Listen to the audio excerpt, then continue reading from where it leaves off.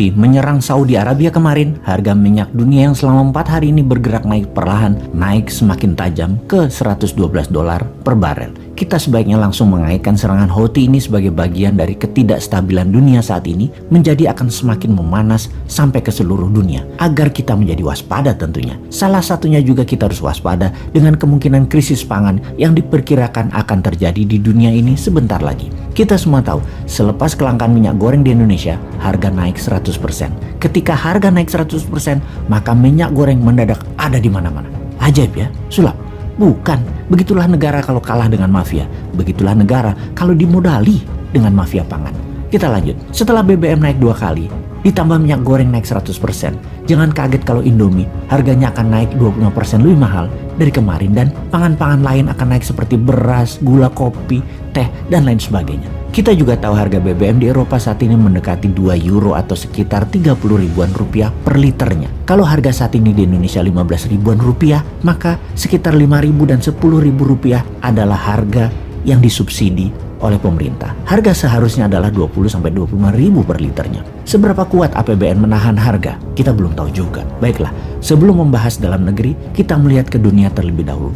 Efek perang Ukraina terhadap harga pangan. Sungguh, perang bisa menjadi masalah besar di dalam rantai pemasok pangan dunia. Bisa mendistrupsi banyak hal termasuk kekurangan pangan. Contoh terbaik salah satunya adalah harga minyak bumi. Ketika mendekati perang, harga minyak sudah mulai merangkak naik. Yang diikuti banyak komoditas lainnya, harganya pun bergerak naik. Tidak kecuali gandum, gula, dan minyak goreng. Kita mulai analisa dengan angka dan data. Rusia adalah pengekspor nomor 1 dunia dengan 18% gandum dunia. Ukraina nomor 5 dunia dengan 7% produk ekspornya. Dikombinasi mereka berdua, Rusia, Ukraina menjadi 20% ekspor gandum oleh mereka. Apa yang terjadi kalau dunia, kalau rantai pangan ini terdisrupsi, kekurangan pangan dan inflasi di mana-mana, itu pasti. Dengan serangan Rusia ke 3 pelabuhan Ukraina, maka pengiriman gandum terganggu. Sehubungan dengan hal itu, Rusia melakukan penyetopan pengiriman gandum ke negara-negara ex-Soviet yang berpihak ke NATO. Bayangkan 26% suplai gandum dalam semalam hilang di pasar dunia. Pertanyaannya, negara mana yang akan terkena dampak buruknya? Mesir, Turki, Bangladesh, Nigeria, Yaman, Azerbaijan, Sudan, mereka adalah negara yang bergantung pada Rusia dan Ukraina dalam pengadaan gandum. Juga Libya, Lebanon, dan Tunisia. Lihat fakta ini.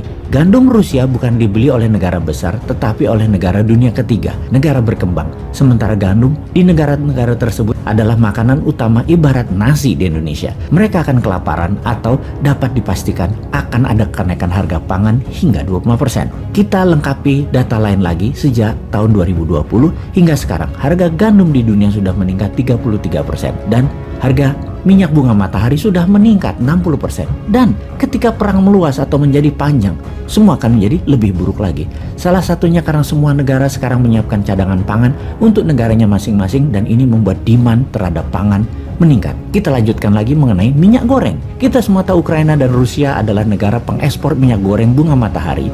Itu sebanyak 75% kebutuhan dunia. Mereka memonopoli sunflower oil dan saat ini produksinya berkurang jauh. Kita tahu bahwa di dunia ini ada minyak kelapa sawit, minyak kedelai dan lain sebagainya. Namun sunflower oil dan olive oil adalah hidangan utama di negara maju seperti Eropa dan Amerika. Penggunaannya banyak, terutama di dunia restoran, food industry, sementara suplai barang tersebut menurun tajam. Yang terakhir, kita analisa adalah harga gula yang sejak tahun 2020 sudah meningkat lebih dari 20% harganya di dunia.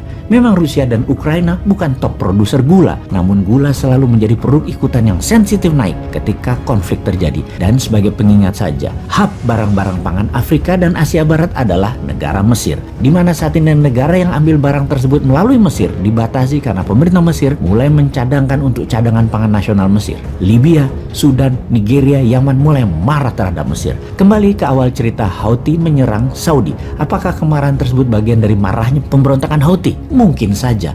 Itulah efek perang di Ukraina, di mana kita di Indonesia tidak terlibat apapun sejauh ini, namun sudah merasakan efeknya secara langsung. Juga warga Bangladesh, warga Ethiopia, Lebanon, Tunisia yang bisa kelaparan, yang akan membuat dunia semakin rawan untuk bentrok demi pangan sebagai bagian dari perang dunia ketiga. Mungkinkah itu terjadi?